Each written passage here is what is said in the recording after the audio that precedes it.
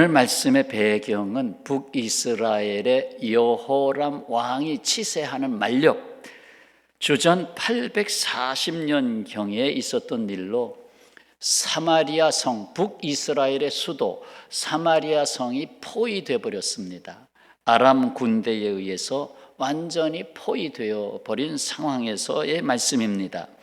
그래서 사마리아 성으로 들어가는 모든 보급로가 차단돼서 음식, 곡식 이런 것들이 들어가야 되는데 들어가지 못하게 된 것입니다.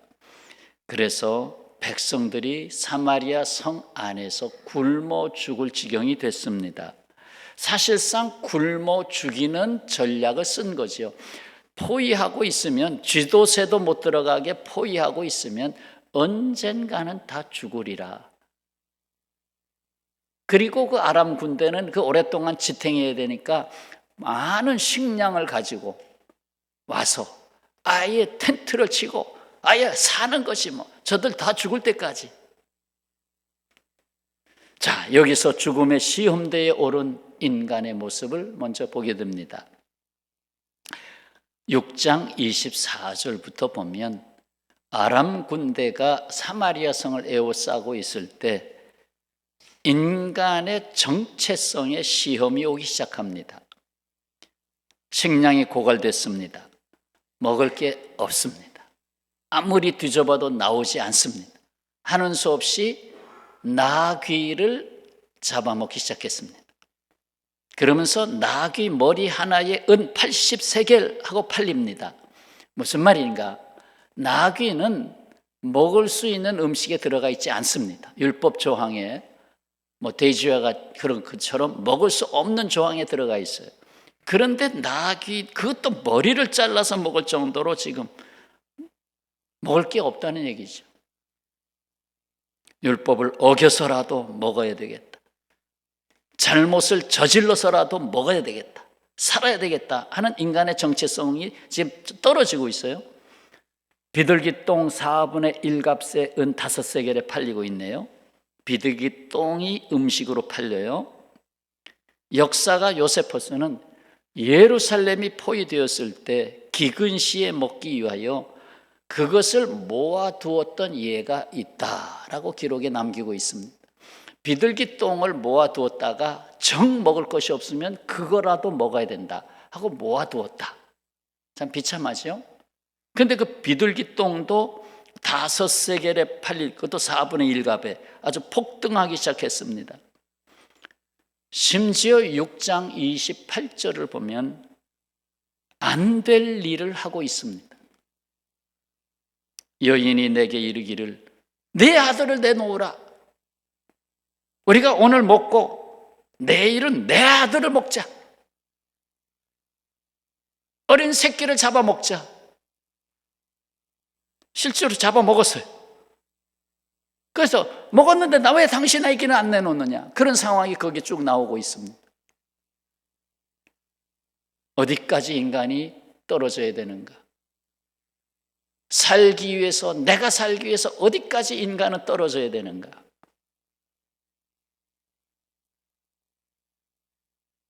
자, 때에 성문 밖 어귀에 납병 환자 4명이 있었습니다. 그들은 성문 밖에서 살아야 되죠. 들어가서는 안 됩니다. 격리된 사람들이죠. 7장 3절 납병 환자 4사람이 있더니 우리가 어찌하여 여기 앉아서 죽기를 기다리랴. 4절에 우리가 성문으로 가자고 말한다면 성읍에는 굶주림이 있고 또 우리가 여기서 머무르면 여기서 죽을 것이다. 그런즉 우리가 가서 아람 군대에게 항복하자. 그들이 우리를 살려두면 살 것이고 우리를 죽이면 죽을 것이다.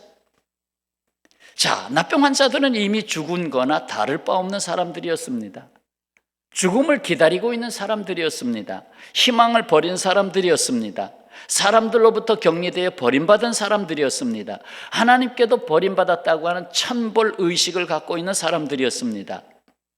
자포자기한 사람들, 이래도 저래도 길이 없는 사람들, 갈 곳이 없는 사람들, 이른바 살든지 죽든지 여기에 머물고 있는 사람들입니다. 그런데 문제는 바로 여기서부터 풀리기 시작합니다. 살든지 죽든지, 살든 죽든, 다들 답이 없다고 하는 여기에, 다 굶어 죽을 상황이 된 여기에 하나님은 그 문제를 풀어가기 시작합니다. 어떤 사람을 통해서?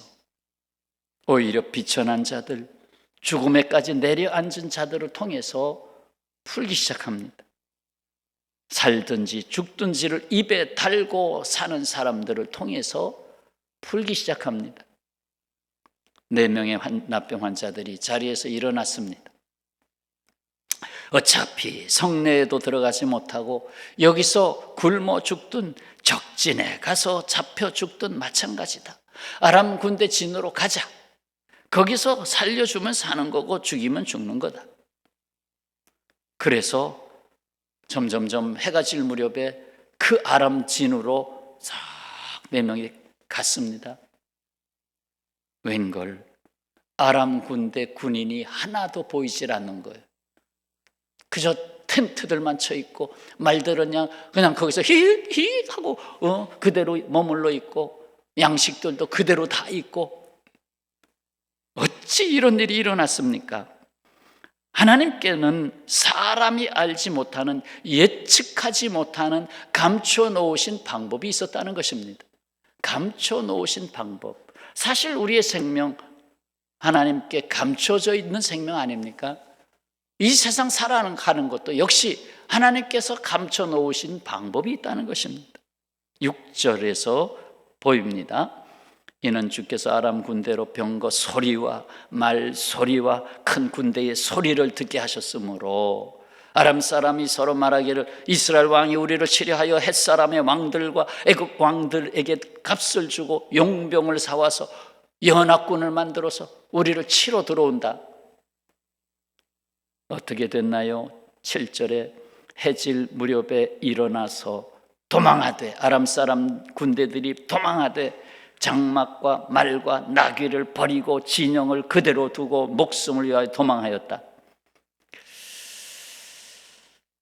하나님은 아람 군인들에게 큰 소리를 듣게 하셨습니다. 실제로 군인은 군대가 오는 건 못 봤지만, 야 병거 꽁꽁 병거 막 바퀴가 도는 그 엄청난 땅을 진동하는 소리가 막 들리고, 말이 막 수천 마리의 말들이 따닥따닥따닥 막 달려오는 소리가 들리게 하시고, 군대의 함성 소리가 들려오게 하시고. 하나님이 하시는 일이죠. 하늘에서 천둥 소리를 만드신 하나님인데 하나님이 하시는 일이죠. 너무 겁이 났던 겁니다. 그래서 그들이 도망쳤어요.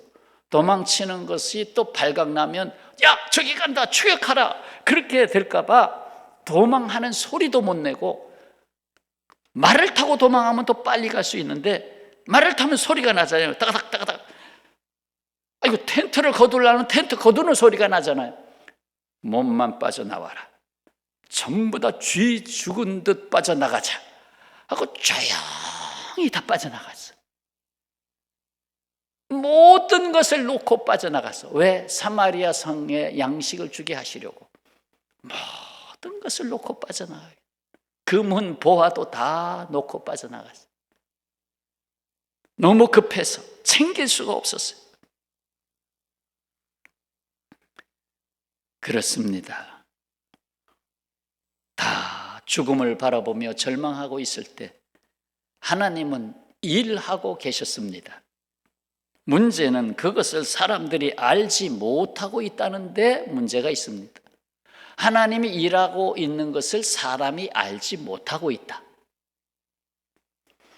오히려 하나님은 납병 환자들을 통해서 하나님의 하시는 일을 보게 하셨습니다. 가장 밑바닥 인생으로 사는 저들을 통해서 구원의 문이 열려 있음을 보이신 것입니다. 절망 중에 살았던 그들에게 먼저 먹을 것, 마실 것, 입을 것을 먼저 줬고 팁까지 주셨네요. 금은 보화까지. 우리가 생전에 이런 거 끼워봤냐? 이 목걸이 이거 걸어봤냐? 죽을 몸이지만. 납병 환자들이 취하기엔 너무나 많은 보물이었습니다. 그러나 그것은 4명의 그들만을 위해서 하나님이 하신 일이 아니었잖아요. 그렇습니다. 우리가 복을 받을 때 그것은 나만 배부르라고 하신 것은 아닙니다.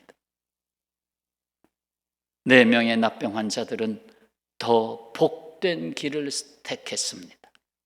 우리도 할 일이 있다. 우리도 죽어가는 사람들이지만 우리에게도 복음을 전할 길이 있다. 9절 말씀이죠. 9절 말씀 한번 다 같이 읽을까요? 납병 환자들이 그 친구에게 서로 말하되 우리가 이렇게 해서는 아니 되겠도다. 오늘은 아름다운 소식이 있는 날이거늘 우리가 침묵하고 있도다. 만일 밝은 아침까지 기다리면 벌이 우리에게 미칠지니 이제 떠나 왕궁에 가서 알리자. 지금 우리가 이러고 있을 때가 아니다. 다들 죽어가고 있는데 이 세상을 봐라. 다 절망하고 우리나라가 앞으로 50년 100년 후에는 우리나라가 없어진단다. 다 절망하고 그러고 있는 이 땅에 가서 기쁜 소식 전하자. 기쁜 소식 알리자.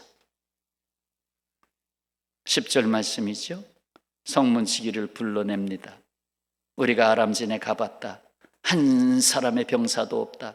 소리도 없다. 말과 나귀만 있고 장막이 그대로 있다. 전했습니다. 죽음을 기다리던 자들에게 소망을 주고 일어나게 했습니다.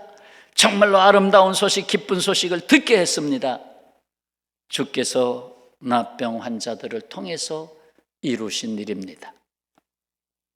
우리는 기쁜 소식, 좋은 소식, 곧 복음을 받은 하나님의 자녀입니다. 복음을 먼저 받은 우리는 복음의 통로가 됐습니다. 사도 바울은 말합니다.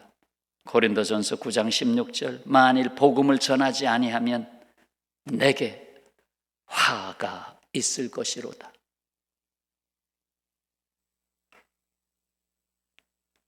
이 납병 환자들도 그렇게 말한 거예요. 우리가 침묵하면 내일 아침까지 그대로 침묵하면 우리에게 화가 미칠 것이다. 전하자. 한시가 급하다. 전하자. 어때요? 설 명절 지내면서 믿지 않는 가족들 많죠? 특히나 다음 세대 중에서 너 요즘 교회 가니? 아이고 못 가요. 주일날 좀 교회 가보지 그래. 아이고 학원 가야 돼요. 참 급한데요.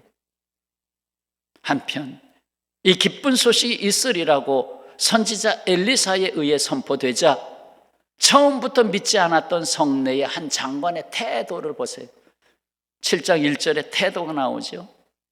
엘리사가 이르되 여호와의 말씀을 들을지어다. 여호와께서 이르시되 내일 이맘때에 사마리아 성문에서 고운 밀가루 한 스아를 한 세겔로 매매하고 보리 2수아를 한 세겔로 매매하리라.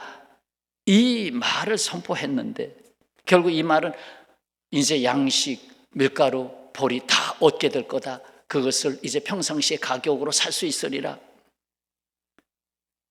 그러나 앞선 인간은 그렇지 않았습니다. 그래서 왕과 그 장관의 모습을 잠깐 보면 6장 31절에 이스라엘 여호람 왕은 하나님이 자식까지 잡아먹는 이 곤경에 대하여 어찌 침묵하고 계시는가? 선지자 엘리사가 이에 대하여 이런 반구가 없지 않은가? 저 선지자 엘리사의 목을 내가 치리라. 6장 33절에 어찌 더 여호와를 기다리요? 어찌 더 하나님이 필요하겠는가? 우리에게는 이제 하나님이 필요 없다. 왕의 말이죠. 그럼에도 불구하고 하나님은 엘리사를 통해서 바로 내일 이맘때에 있을 소망을 전했지요. 그런데 거기서 그 왕의 그 장관 2절 한 장관이 하나님의 사람에게 대답하여 이르되 여호와께서 하늘에 창을 내신들 어찌 이런 일이 있으리요? 장관에게 엘리사가 말합니다. 네가 내 눈으로 보리라. 그러나 그것을 먹지는 못하리라. 오, 먹을 게 있네. 그러나 먹지는 못하리라. 결국 이 장관은 다음날 성문을 지키고 있다가 양식을 가지고 들어오는 백성들에 의하여 짓밟혀 죽고 말았습니다. 17절에 가면 나오는 내용이에요. 짓밟혀 죽었습니다. 양식을 보고 짓밟혀 죽었습니다. 엘리사의 말대로 된 것이죠. 사랑하는 성도 여러분, 우리는 좋은 소식, 곧 복음을 이미 받은 사람입니다. 버림받았던 납병 환자들도 했는데 어찌 우리가 못하겠습니까? 예수께서는 우리에게 바로 이러한 오늘을 주셨습니다. 우리는 가야 할 사명이 있는 오늘을 살고 있습니다. 9절의 말씀 다시 보시죠. 오늘은 아름다운 소식이 있는 날이거늘 우리가 침묵하고 있도다. 가서 알리자. 그렇습니다. 우리가 믿는 하나님은 이렇게 일하시는 하나님이십니다. 이렇게 일하시는 하나님이 드러내신 가장 놀라운 이렇게 일하신 것은 독생자 예수 그리스도를 십자가에 못 박히도록 하신 일이었습니다. 오늘은 내 자식을 잡아먹고 오늘은 내일은 내 자식을 먹으리라. 이거보다 더 심각한 일이었죠. 하나님의 아들 예수님을 십자가에서 죽게 하셨습니다. 하나님은 이렇게 일하셨습니다. 그리고 부활을 주셨습니다. 당시 실패로 보였지만 온 세상에 아름다운 소식을 시작하는 역사였습니다. 여기 이 땅에 아름다운 소식을 남기고 일찍이 주님 품으로 돌아간 여 선교사의 이름을 담고 말씀을 접고자 합니다. 실로 우리가 받은 복음은 이처럼 복음의 씨앗이 된 이들이 있기 때문입니다. 우리나라가 여기를 봐도 십자가, 저기를 봐도 십자가가 많아진 나라가 됐는데 이것은 그때 이러한 사람들이 있었기 때문입니다. 그때만 바라봐야 될까요? 한번 볼까요? 24세의 젊은 나이, 1907년 조선에 발을 딛고 불과 9달 만에 세상을 떠난 사람, 급성 맹장염으로 또 과로해서 생명을 잃게 됩니다. 루비 캔드릭 선교사. 우리나라에 머문 때는 1907년, 1908년 그 사이 9개월 동안 그녀는 만일 나에게 1000개의 생명이 있다면 모두 조선을 위해 바치고 싶습니다 라고 말했습니다. 그녀가 죽기 전 부모님께 보낸 한 통의 편지는 깊은 감동으로 남아 있습니다. 이 편지를 담아 보십시오. 저도 담고 싶고. 사랑하는 아버지, 어머니, 이곳 조선 땅에 오기 전 집들에 심었던 꽃들이 활짝 피어났다는 소식을 들었을 때 하루 종일 집 생각만 했습니다. 자기가 심고 우리 한국 땅에 온 거예요.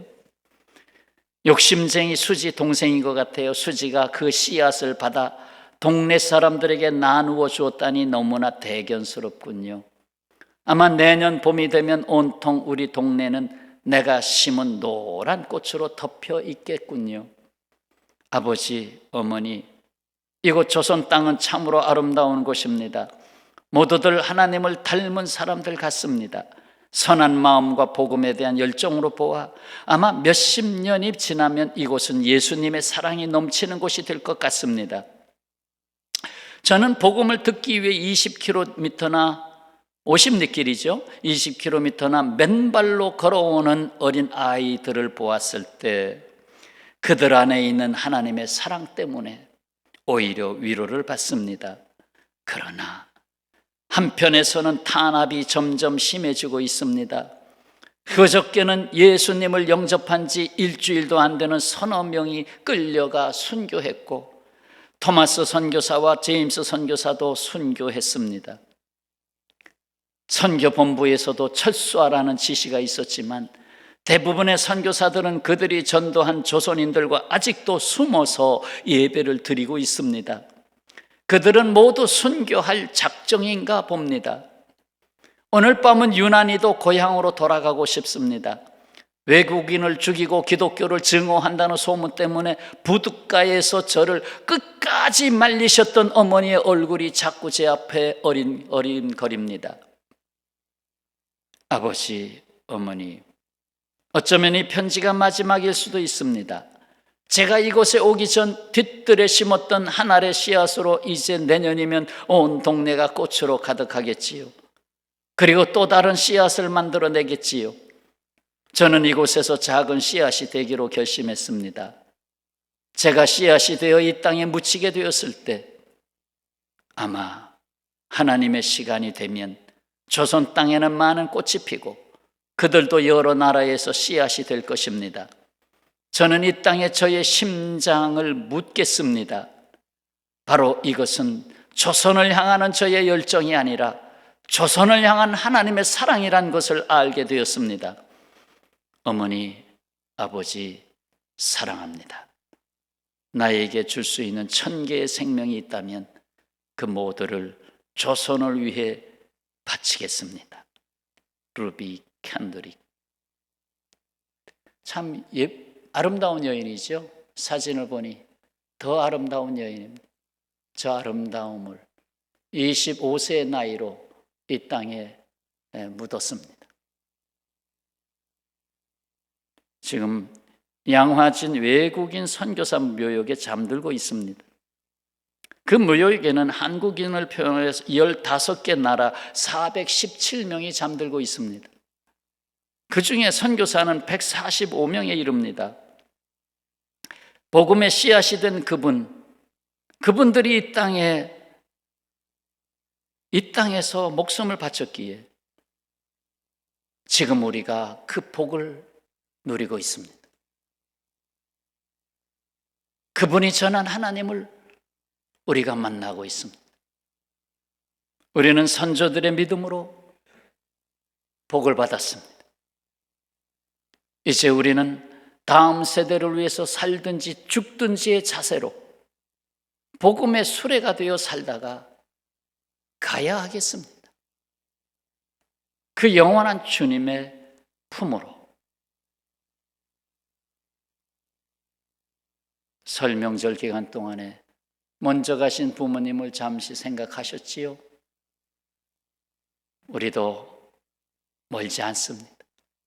부모님 계신 30대의 모습으로 변화되어 계실 부모님을 우리도 다시 만나 볼 것입니다.